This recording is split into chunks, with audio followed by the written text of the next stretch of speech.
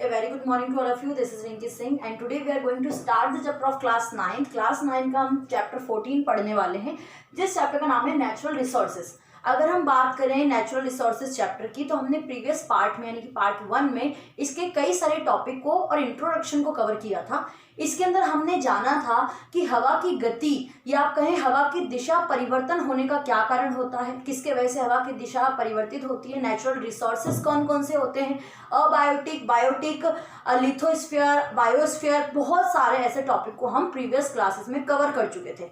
अगर मैं बात करूं आज की क्लास की, तो आज की क्लास में हम ये सारे टॉपिक को कवर करेंगे। टॉपिक थोड़े से ही हैं, बस आपको इनके डिटेलिंग में इनके बारे में जानने को मिलेगा। जैसे कि आपको पता है, जब हम क्लास की हमारी एंड चल रही थी तो मैंने आपको बताया था कि आपका नेक्स्ट टॉपिक एयर पोल्यूशन होगा, जो कि हमारी ऑनलाइन क्लासेस में स्टार्ट हो चुका है। एयर पोल्यूशन के टॉपिक के बारे में बात करें तो एयर पोल्यूशन के अंदर हमने क्या जाना था। आप सभी जानते हैं कि नाइट्रोजन और सल्फर, अगर एयर पोल्यूशन की बात करें तो सबसे ज़्यादा एयर पोल्यूशन का जो अगर हम दौर देखें तो एयर पोल्यूशन किसके वजह से होता है। ज़्यादातर जितना भी आपका पोल्यूटेड, जितनी भी आपकी गाड़ियाँ चल रही है सरफेस पे, ओके, गाड़ियाँ चल रही है या जो भी आप हीट, इलेक्ट्रिसिटी, ये सारी चीज़ें का इस्तेमाल करते हो, उससे एयर पोल्यूशन की संभावना, क्योंकि वाटर वेपर में वो सारे डस्ट पार्टिकल जो है वो सस्पेंडेड हो जाते हैं। तो मैंने आपको एक चीज़ बताई थी कि कोयला, जो कि कॉयल होता है, कॉयल के अंदर सल्फर और नाइट्रोजन की मात्रा मौजूद होती है। और सल्फर और नाइट्रोजन जब कोयला बर्न हो रहा है, कॉयल को जब बर्न किया जाता है, तो सल्फर, नाइट्रोजन जो कि कुछ अमाउंट में मौजूद होते हैं, वो भी साथ में बर्न होते हैं। और उनके बर्न होने से हानिकारक डेंजरस गैसेस उत्पन्न होती है, जो कि ऑक्साइड में मिलती है, और उससे हमें कई प्रकार की बीमारियों का सामना करना पड़ सकता है। जैसे कि मैंने आपको एग्जांपल्स में क्या बताया था, आपको रेस्पिरेटरी ट्रैक में प्रॉब्लम हो सकती है, रेस्पिरेशन में प्रॉब्लम हो सकती है, ठीक है, कैंसर जैसे खतरे का भी सामना करना पड़ सकता है, कैंसर जैसी बीमारियां भी हो सकती है। तो हमने जो प्रीवियस क्लासेस में या ऑनलाइन क्लास में कवर किया था, वो ये कवर किया था कि अगर कोयले को बर्न किया जाए, अनबर्न कार्बन पार्टिकल्स या धुआं, प्रदूषण, जितना भी आपका प्रदूषण एयर में हो रहा है, उसके वजह से आपके इन्वायरमेंट जो है वहाँ पे सस्टेन्ड हो जाता है, यानी एयर के अंदर वो सस्पेंडेड हो जाता है। और अगर बरसात होती है तो वो बरसात के पानी को एसिडिक रेन बना देता है। और उसके अलावा अगर बरसात नहीं हो रही है तो उस इन्वायरमेंट में श्वसन क्रिया करने से आपको रेस्पिरेटरी ट्रैक के वजह से बहुत सारी प्रॉब्लम, या रेस्पिरेटरी ट्रैक में जब वो इन्वॉल्व हो जाएगा, वो एंटर कर जाएगी ऐसी डस्ट पार्टिकल, तो आपको बहुत सारी डिसीजेस होने की संभावना हो जाती है। ठीक है, ये हमने एयर पोल्यूशन के बारे में जाना। ओके, अब बात करते हैं वाटर ए वंडर लिक्विड। अब वाटर की अगर हम बात करें तो वाटर ए वंडर लिक्विड क्यों बोला है। आपकी अगर मैं इसेंशियल की बात करूं कि आपके सर्वाइवल के लिए कौन कौन से रिसोर्सेज बहुत ही ज़्यादा इंपॉर्टेंट है, तो पहले नंबर पे या दूसरे नंबर पे जो नाम आएगा वो आएगा वाटर। पहले पे एयर आ जाएगा, ऑक्सीजन आएगा, एंड सेकेंड नंबर पे जो नाम आएगा वो होगा वाटर। तो वाटर आपके लिए बहुत इसेंशियल होता है। ठीक है, अब पानी कहाँ कहाँ उपलब्ध होता है। अगर आपको पता है कि 75% ऑफ वाटर आपके अर्थ सरफेस पे मौजूद है। अब वो अर्थ सरफेस पे मौजूद है तो कुछ पानी खारा होता है और कुछ पानी होता है जो कि फ्रेश वाटर होता है। खारा पानी जो होता है वो कहाँ होगा, सी और ओशियन का जो पानी होता है वो खारा पानी होता है, जो कि हमारे यूज़ के लिए नहीं होता, जिसको हम इस्तेमाल नहीं कर सकते। और जो फ्रेश वाटर होता है वो पॉन्ड्स में, ठीक है, या आप कहें कि रिवर में, ठीक है, या अंडरग्राउंड वाटर, ये सारे फ्रेश वाटर होते हैं। फ्रेश मतलब ये नहीं कि पानी पीने लायक है, वो फ्रेश दैट मीन्स ये कि वो यूजेबल है, हम उसका इस्तेमाल कर सकते हैं। ओशियन का पानी हम ज़्यादा लंबे समय तक इस्तेमाल नहीं कर सकते सारे, क्योंकि वो खारा पानी, वो उपयोगिता पूर्वक नहीं है हमारे लिए। तो हमारे सरफेस पे पानी की मौजूदगी होती है, तो कुछ फ्रेश वाटर की मौजूदगी होती है और कुछ saline water, that means called the खारा पानी होता है। फिर हमें फ्रेश वाटर की उपलब्धता होती है, तो सरफेस टू सरफेस हमें पानी कैसे पहुंचता है और हम तक कैसे आता है। तो अगर हम थोड़ा यहाँ पे गवर्नमेंट का देखें तो म्युनिसिपल कॉर्पोरेशन जो है वो हार्वेस्टिंग के लिए लंबे समय से या अब ये अधिकतर प्रयास करते रहते हैं कि वो वाटर हार्वेस्टिंग करें। वाटर हार्वेस्टिंग क्या है? It is the one kind of system जब आप बरसात के पानी को पानी को एक तरह से स्टोर करते हैं ताकि वो आगे आपके आगे आने पर उसका इस्तेमाल किया जा सके। ठीक है, तो हमें पानी दो प्रकार से मौजूदगी होती है, खारा पानी और फ्रेश वाटर। अच्छा, ये पानी हमें मौजूदगी तो है, इतना सरफेस पे तो है, बट वो हमारे लिए क्यों ज़रूरी है, आखिर क्यों वाटर? तो वाटर की इंपॉर्टेंस पे अगर मैं आपको बोलूं तो मेरे हिसाब से तो आप में से बहुत से बच्चे 3-4 पेज वाटर इंपॉर्टेंस पे लिख देंगे, क्योंकि हम अपनी दिनचर्या में पानी का इस्तेमाल जानते हैं कि पानी किस किस चीज़ के लिए इस्तेमाल हो रहा है। तो सबसे इम्पोर्टेंट, आप सब तो डे टू डे लाइफ की यूजेबल जानते ही हैं वाटर का, कि किस किस चीज़ों के बारे लिए पानी इस्तेमाल होता है। खाना पीना, कपड़े धोना, जो भी हम डे टू डे लाइफ में वर्क करते हैं, पानी उसके लिए ज़रूरी है। उसके अलावा आपकी बॉडी की अगर बात करें तो आपकी बॉडी पानी मांगता है। वाटर की जो क्वांटिटी है वो पानी चाहिए होता है बॉडी को। क्यों? जितने भी सेलुलर रेस्पिरेशन या सेलुलर है आपके शरीर में, सेल है, वो ट्रांसपोर्टेशन का जो काम करते हैं आपके शरीर में, जो लिक्विड पार्ट होता है, उसी के वजह से एक लिक्विड नहीं होगा या पानी की मात्रा नहीं होगी तो बॉडी का हर एक ऑर्गन वर्क ही नहीं कर पाएगा। जैसे कि मैंने आपको बताया था ऑनलाइन क्लास में भी कि आपके शरीर में जितनी भी प्रक्रिया हो रही है उसमें वाटर की मौजूदगी मौजूद है। ठीक है, आप सपोज कीजिए आप कुछ भी खाते हैं, दैट मीन्स आप चावल खा रहे हैं, रोटी खा रहे हैं, दाल ले रहे हैं, तो ये सारी चीज़ों में पानी की क्वांटिटी की मौजूदगी होती ही होती है। तो आपके शरीर के सेलुलर जितने भी पार्ट्स होते हैं, सेल या ट्रांसपोर्टेशन का जो भी आपके शरीर में ऑर्गन्स होते हैं, ये वर्क करते हैं because of the liquid part अगर नहीं होगा, पानी की मात्रा नहीं होगी तो वो भी काम नहीं कर पाएंगे और आप डे टू डे लाइफ में भी सर्वाइव नहीं कर पाओगे विदाउट वाटर के। ठीक है, अब बात करें वाटर पॉल्यूशन की, तो वाटर पॉल्यूशन की जहां हम बात कर रहे हैं तो water pollution it is the very basic topic. Water pollution भी बहुत ही मोरल और बहुत बेसिक टॉपिक है जो आप सभी को क्लियर होगा, बट यहाँ पे डिटेलिंग में आपको बताया गया है। वाटर पॉल्यूशन का अगर मैं कारण पूछूं तो आप क्या क्या बोलेंगे?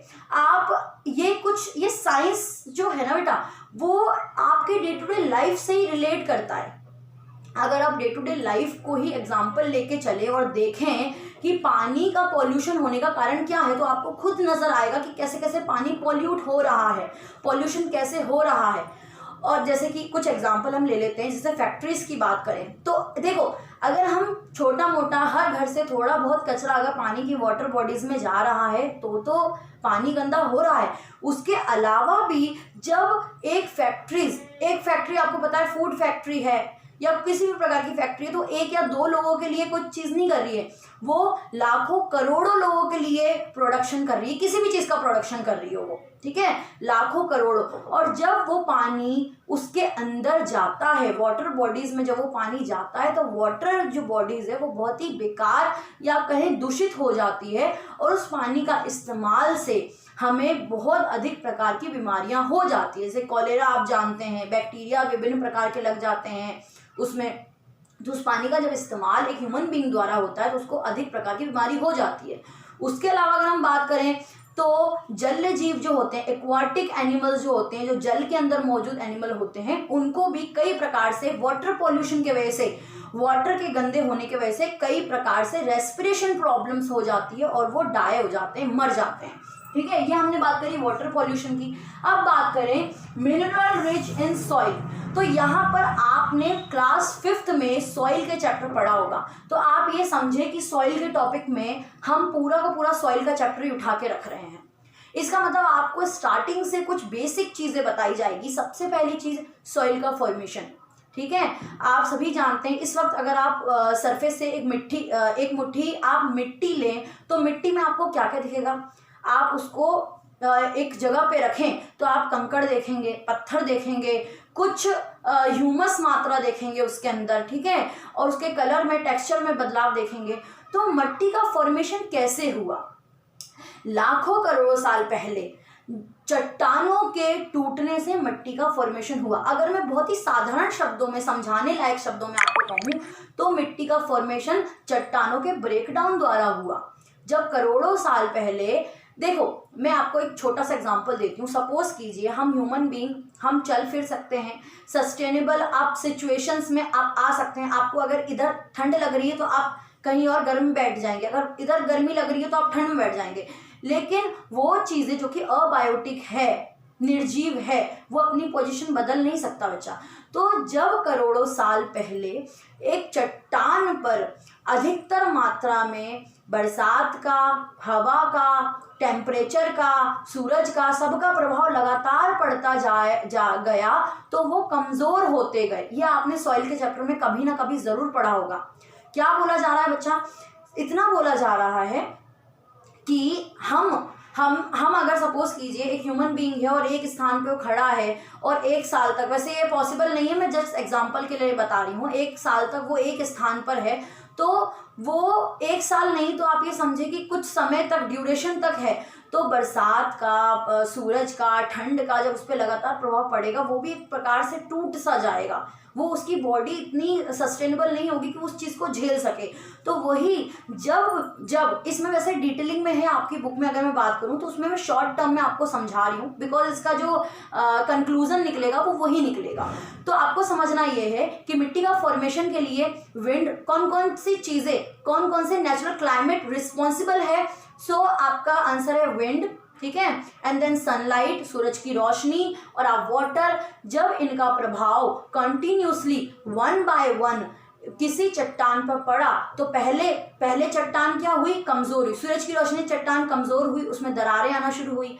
पानी से तेज बहाव से लगातार जब पानी का बहाव आ गया तब भी वो थोड़ी सी कमज़ोर होती गई। फिर ठंड के प्रभाव से, टेम्परेचर के प्रभाव से, अधिक गर्मी, ठंड, ये सारी चीज़ें जब लगातार उस पर पड़ती गई तब वो मिट्टी, चट्टान, पत्थर टूट करके छोटे पार्टिकल में, इतने छोटे पार्टिकल में टूट गई कि वो आपकी मिट्टी बन गई।